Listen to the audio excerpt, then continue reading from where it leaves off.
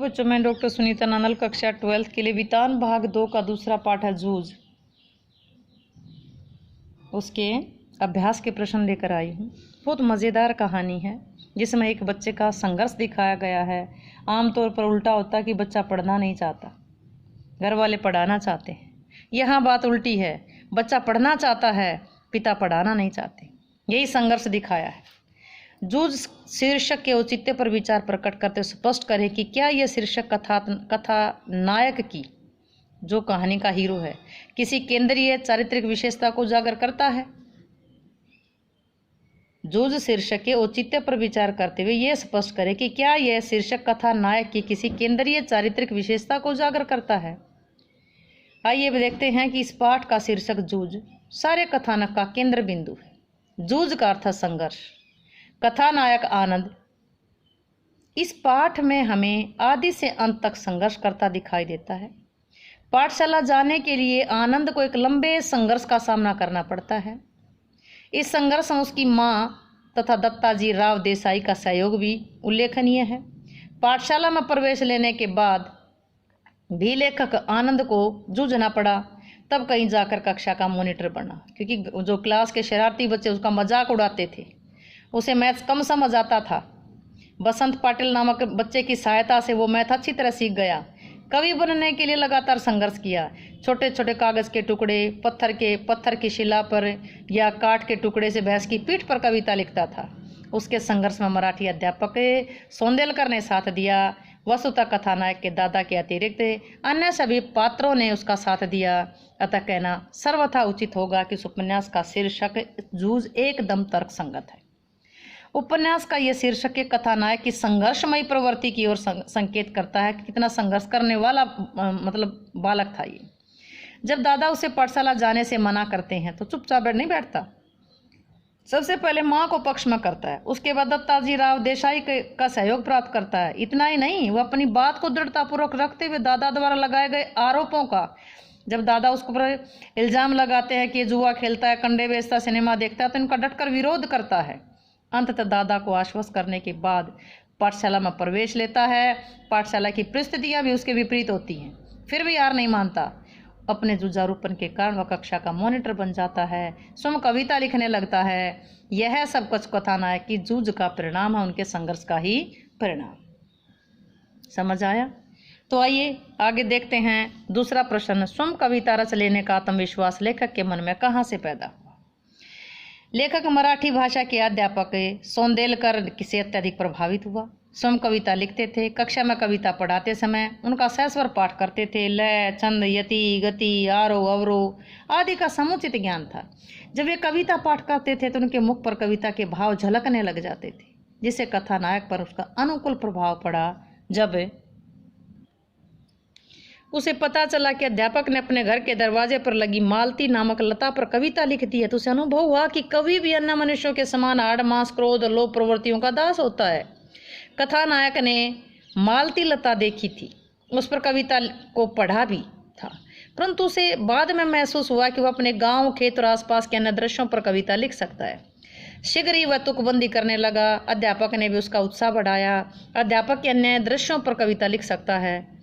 अध्यापक के सहयोग से 6ठी 7वीं के विद्यार्थियों के सामने कविता पाठ करने का मौका मिला। यही नहीं, उसने विद्यालय के एक समारोह में कविता का गान भी किया। इसके उसके मन में आत्मविश्वास उत्पन्न हुआ और वह कवि भी, ये क्या आत्मविश्वास पैदा हुआ कि वो भी कवि बन सकता है। आइए अगला प्रश्न देखते हैं। सोंदेलकर की अध्ययन की उन विशेषताओं को रेखांकित कीजिए जिन्होंने कविताओं के प्रति लेखक के मन में रुचि जगाई। सोंदेलकर लेखक की कक्षा में मराठी पढ़ाते थे। सुचारू ढंग से कविता पढ़ाया करते थे। गला बड़ा ही सुरीला था। छंद, यति, गति, कविता की गति, आरोह अवरोह का समुचित ज्ञान था। वे प्राय कविता गाकर सुनाते थे, साथ साथ एक्टिंग, अभिनय भी करते थे। उन्होंने कुछ अंग्रेजी की कविताएं भी कंठस्थ कर रखी थी।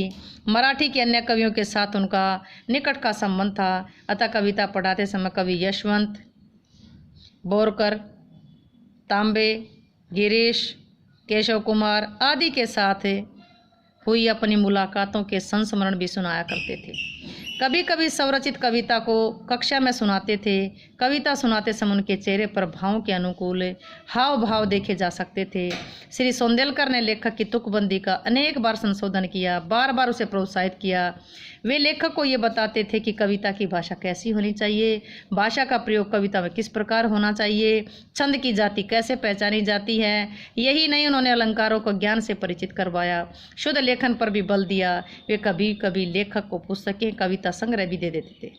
इस प्रकार सोंदेलकर कथानायक को कविता लिखने के लिए हमेशा प्रोत्साहित करते रहे और लेखक भी कविता लेखन में रुचि लेने लगा। अगला प्रश्न देखते हैं कि कविता के प्रति लगाव से पहले उसके बाद अकेलेपन के प्रति लेखक की अवधारणा में क्या बदलाव आया। भी कविता से पहले उसका कोई लगाव नहीं था, उसके बाद अकेला भी कविता लिखने लगा। कविता के प्रति लगाव से पहले कथानक ढोर चराते समय यानी पशु चराते समय, खेत में पानी देते समय, कोई दूसरा काम करते समय अकेलापन उसके ज़्यादा खटकता था। यही नहीं, किसी के साथ बातचीत करना, गपशप करना, हंसी मजाक करना भी उसे अच्छा लगता था, परंतु जब अकेलापन उसे खटकता नहीं था। परंतु अब कब, जब कविता लिखने में रुचि हुई, कविता लिखते समय अपने आप से खेलता था। अब वो अकेला रहना पसंद करता। इस अकेलेपन के कारण ऊंची आवाज़ में कविता का गान करता था। कभी कभी कविता पाठ करते समय एक्टिंग करता था, थुई थुई करके नाचता भी था। इस अकेलेपन के लगाव के कारण उसे अनेक बार नाच करके कविता का उसने गान किया था। अगला प्रश्न देखते हैं कि आपके ख्याल से पढ़ाई लिखाई के संबंध में लेखक और दत्ताजी राव का रवैया सही था या लेखक के पिता का? तर्क सहित उत्तर दीजिए। हमारे विचार में पढ़ाई लिखा के संबंध में दत्ताजी राव का रवैया बिल्कुल सही था। लेखक के पिता का रवैया सही नहीं था। लेखक का ये सोचना बिल्कुल सही है कि पढ़ लिख कर नौकरी मिल जाएगी, 4 पैसे हाथ में आएंगे, आने से विठोबा आएगा के समान कोई व्यापार किया जा सकता है। उसका सोचना ये भी था कि जन्म भर खेत में काम करने से कुछ हाथ नहीं लगेगा। इस पर दत्ताजी राव का रवैया बिल्कुल सही कहा जा सकता है। लेखक के पिता को दत्ताजी राव ने धमकाया, लेखक को पढ़ने के लिए पाठशाला भिजवाया। लेखक के पिता का ये कहना कि तेरे ऊपर पढ़ने का भूत सवार हुआ है, मुझे मालूम है बालिस्टर नहीं होने वाला है तू, ये बिल्कुल गलत है। परंतु आज के हालात को देखते हुए आज का पढ़ा लिखा व्यक्ति वैज्ञानिक ढंग से खेती करके अच्छे पैसे कमा सकता है, समाज के निर्माण में समुचित योगदान दे सकता है।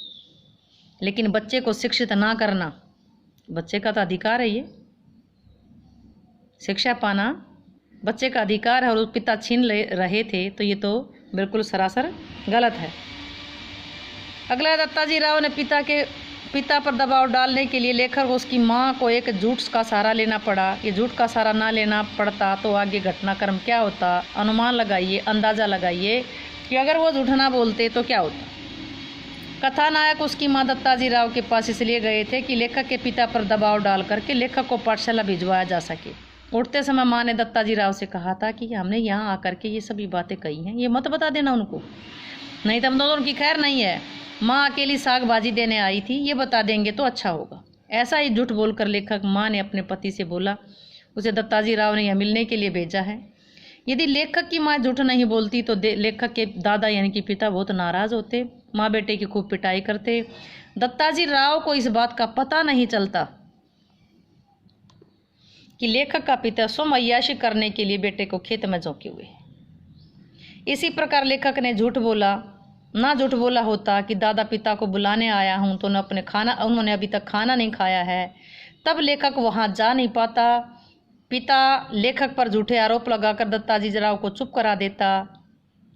माँ बेटे ये 3 झूठ ना बोलते तो इसका दुष्परिणाम ये होता कि लेखक जीवन भर पढ़ाई ना कर पाता, कोल्हू के बैल के समान खेती के काम में पिसता रहता, उसे ज़िंदगी भर कुछ भी हासिल नहीं होता। एक होनहार बच्चा पढ़ाई से वंचित रह जाता। उम्मीद है कि ये प्रश्न आपको अच्छे से समझ आए होंगे। समझ आए हैं तो वीडियो को लाइक करें, शेयर करें, चैनल को सब्सक्राइब करना ना भूलें।